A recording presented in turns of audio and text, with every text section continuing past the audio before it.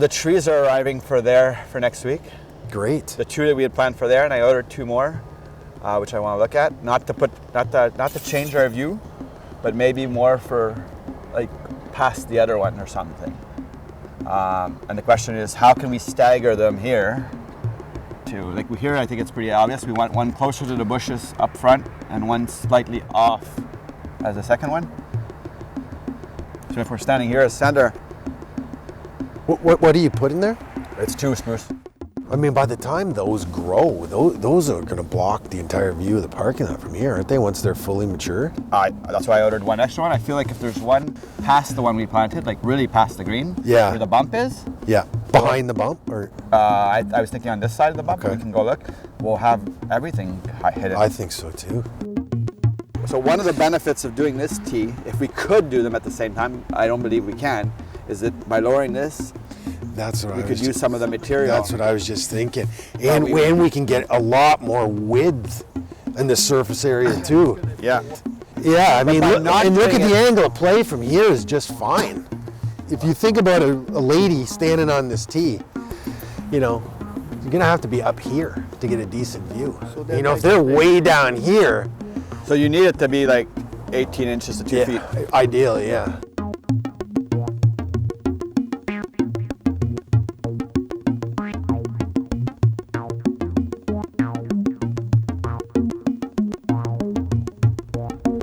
This is a really thick blade, isn't it? Yeah, well, it's still new in its development as a grass, so sometimes certain blades revert to their original genotype.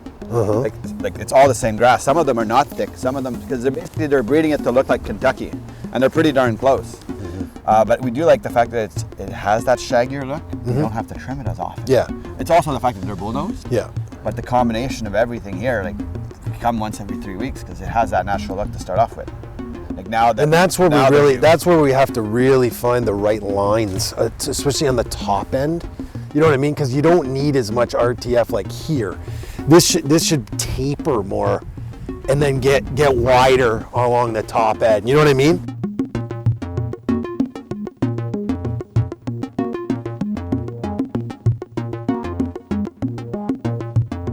This bunker looks good too.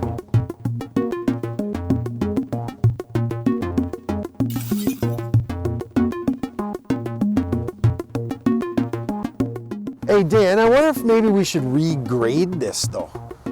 Well, there's something that could be done maybe in terms of... You know, these bumps look kind of weird.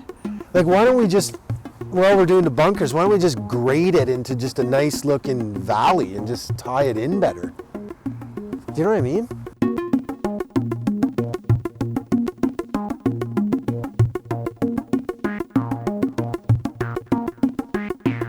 Everyone will want, all the golf players are going to want to play on the right because on the left it'll be a longer hole, the way it's designed. So that's the one thing I want to go over with you guys.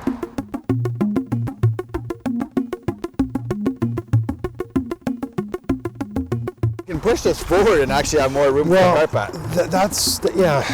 Yeah, if we want more room from the cart path and we're not losing a particular yardage, you know. But once again, the white is back there. The white can go all the way up front here. Yeah. It's a shorter hole. Is it a big deal? Yeah, it creates diversity. Yeah, exactly. You can't put 2 different tee blocks on here though.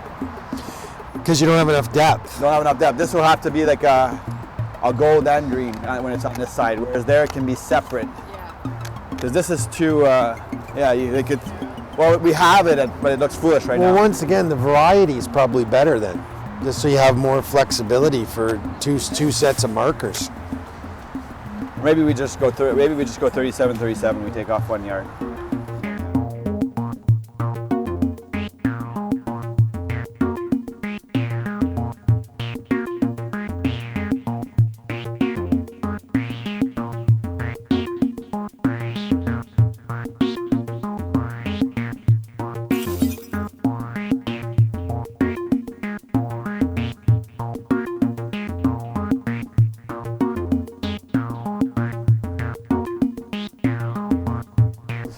That's the outside form of those bunkers. So like we're walking through the sand area here. I just think this is just one of the most unique bunker complexes I've ever seen. Like visually, it's just going to be incredible. Very impressive. Yeah. So different than anything. They're going to be the type of features that people come to Beaconsfield and they remember this. Yep. Yep.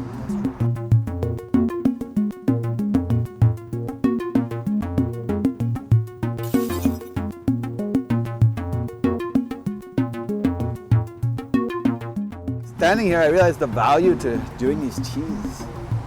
Like I was hoping not to do that one, but like even I said it.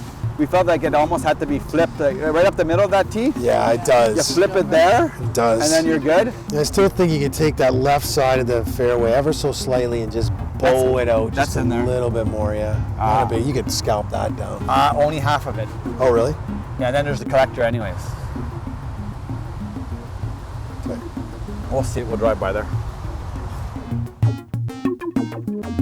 Seems like fall came really fast. So quick. So basically where you are, we'd scalp this out, but once we get a little bit further, it starts getting a little bit iffier on how far we can go. Okay. And the collector's going there anyways, right? Yeah.